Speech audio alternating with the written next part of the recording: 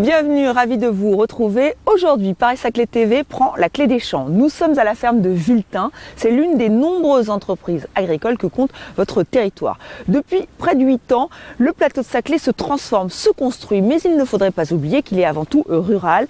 Et pour préserver ce monde agricole, plusieurs actions ont été prises, dont un dispositif inédit en France, la ZPNAF, la zone de protection naturelle, agricole et forestière. Quelques chiffres, c'est 4115 hectares de protégés, dont près de 2470 consacrés exclusivement aux activités agricoles. Une charte d'engagement vient d'être signée. Et parmi ceux qui s'engagent, il y a l'État évidemment, mais il y a aussi la société civile. Nous avons rencontré Thomas Joly, c'est le président de l'association Terre et Cité. Cette volonté de préserver la nature, de concilier bâti et campagne, elle a été prise en compte dès le début du projet. Le PA Paris-Saclay a fait appel à un paysagiste. Il s'appelle Michel Desvignes et il va nous expliquer comment il fait pour concilier ces deux mondes. Enfin, notre agenda, ce sera à la fin de cette émission. C'est un dispositif inédit en France, un dispositif qui veut faire dialoguer le rural et l'urbain. La charte de la ZPNAF, la zone de protection naturelle, agricole et forestière, vient d'être signée. L'État s'engage à pérenniser plus de 2400 hectares sur le plateau de Saclay. Un plateau qui se transforme, se modernise, se construit, mais qui veut garder son identité agricole. Tout de suite, les explications de Philippe Vandemal, directeur général de l'EPA Paris-Saclay.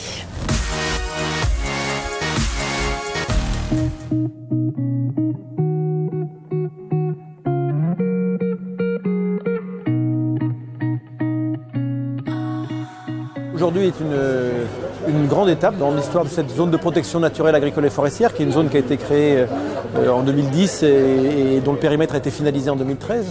C'est vraiment un atout essentiel et aujourd'hui on signait une charte d'engagement de tous les partenaires, c'est-à-dire aussi bien l'État, les collectivités locales, les acteurs opérationnels du monde agricole, notamment la Chambre d'agriculture, mais aussi forestiers. Donc tous les partenaires se sont engagés dans une démarche collective de protection et d'animation de la ZPNAF. Et je crois que c'est une démarche forte. Le préfet l'a dit, c'est pas affigé, on est là pour compléter si c'est nécessaire, etc.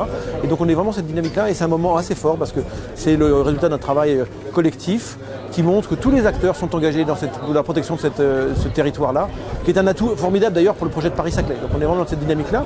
Et puis par ailleurs, il y a une autre dimension qu'on a signée aujourd'hui avec la Chambre d'agriculture et monsieur le préfet, qui est un protocole pour participer au financement du programme d'action. Vous savez que cette zone de protection naturelle agricole forestière, c'est un territoire avec une charte d'engagement et une protection à la non-urbanisation, mais il y a aussi la volonté d'un programme d'action pour valoriser, accompagner le monde agricole, accompagner les zones protégées dans une plus grande valorisation.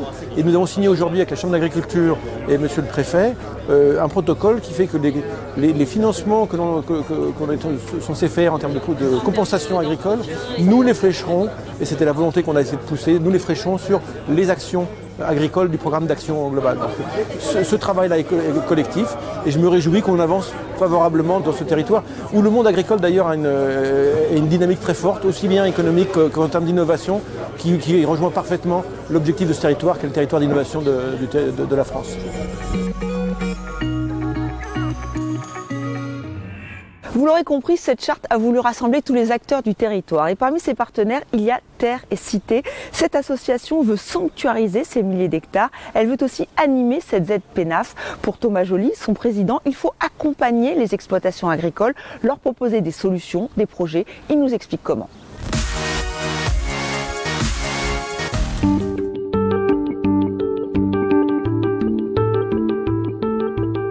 Terre et Cité est avant toute chose une association assez étrange puisqu'elle est installée sur 2 départements, sur 3 intercommunalités, comprend 20 communes et s'intéresse donc au plateau de Saclay et à ses vallées.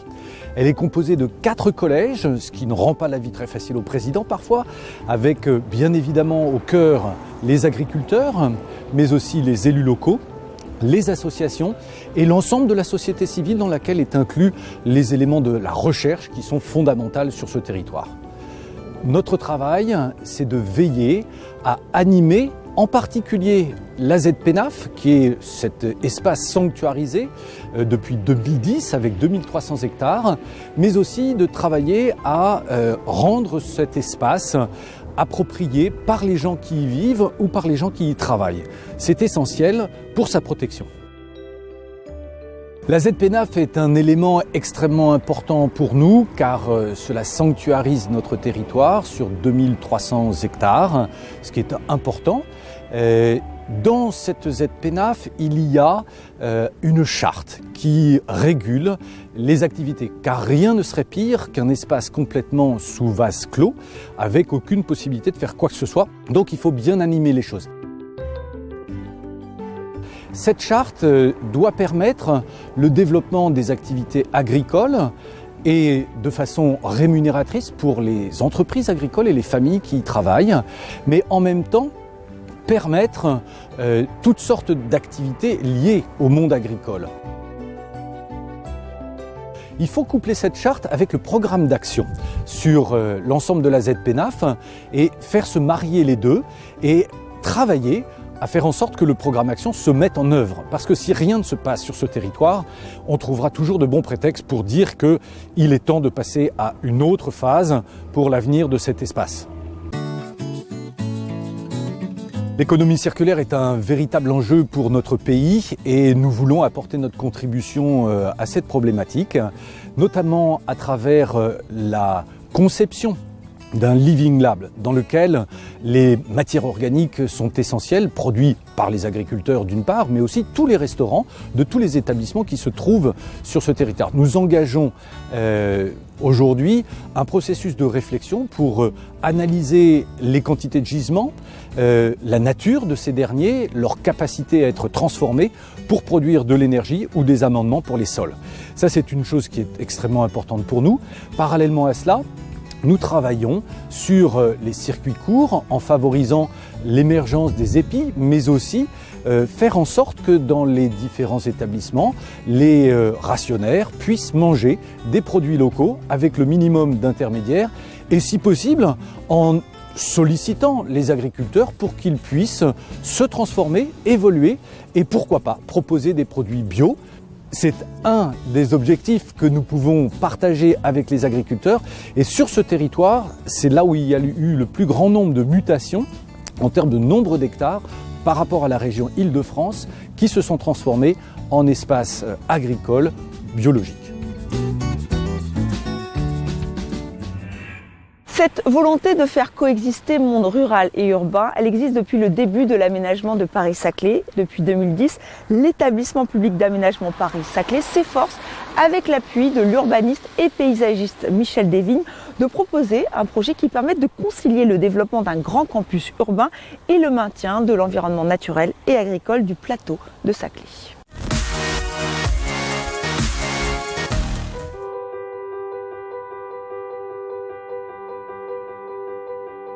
Paris est ici, nous sommes à 15 km de la capitale sur l'opération d'intérêt national Paris-Saclay qui s'étend sur 7700 hectares. Le cœur a été sanctuarisé par une zone de protection naturelle, agricole et forestière qui s'étend sur plus de 2300 hectares et les franges sont en cours d'aménagement et se développent sur des quartiers existants qui accueillent 10% de la recherche française. Nous devons simultanément réfléchir à des échelles distinctes.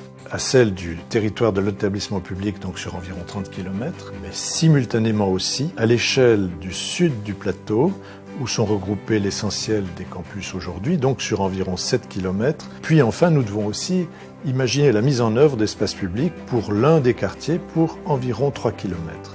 C'est une échelle inédite de projet. Il nous a semblé dès le début très important de nous faire accompagner par une équipe de maîtrise d'œuvre urbaine et paysagère, là où d'habitude on ne fait que de la planification réglementaire, parce que pour nous, la question du paysage était la clé d'entrée du projet. Nous nous sommes tous référés à un exemple relativement récent, au tout début du XXe siècle. L'expansion du campus Georgetown près de Washington s'est faite justement avec un paysagiste comme leader de cette équipe de mise en œuvre. Bien sûr, il y avait beaucoup de préexistence à Saclay, notamment des campus importants, souvent de l'ordre de 200 hectares comme le CEA.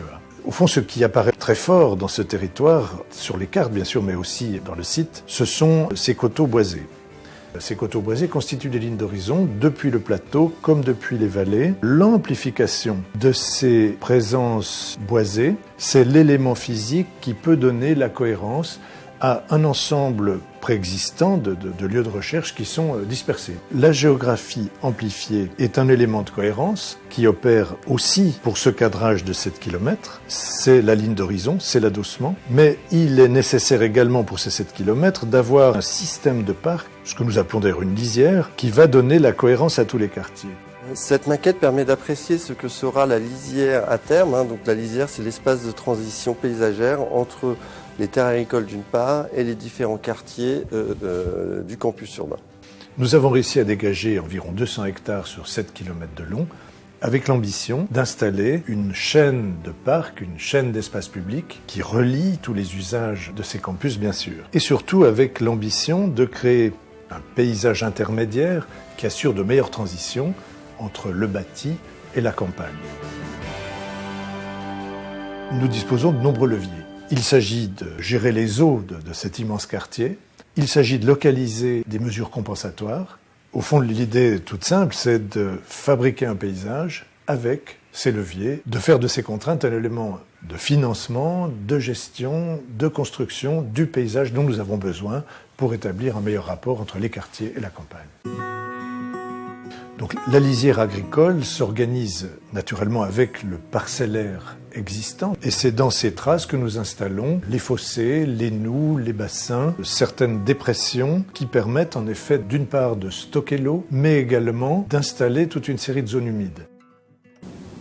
Du fait de s'inscrire dans un paysage extraordinaire, c'est la volonté un peu innovante de méthodologique de pouvoir intégrer cette dimension de lien entre la ville et son environnement, entre la ville et le paysage avoisinant, qui est très riche. Nous travaillons maintenant depuis près de 10 ans avec Michel Desvignes. Ce temps long du projet nous a permis de mûrir une solution qui nous semble apporter une réponse à une problématique essentielle aujourd'hui, qui est la transition entre les villes et l'agriculture.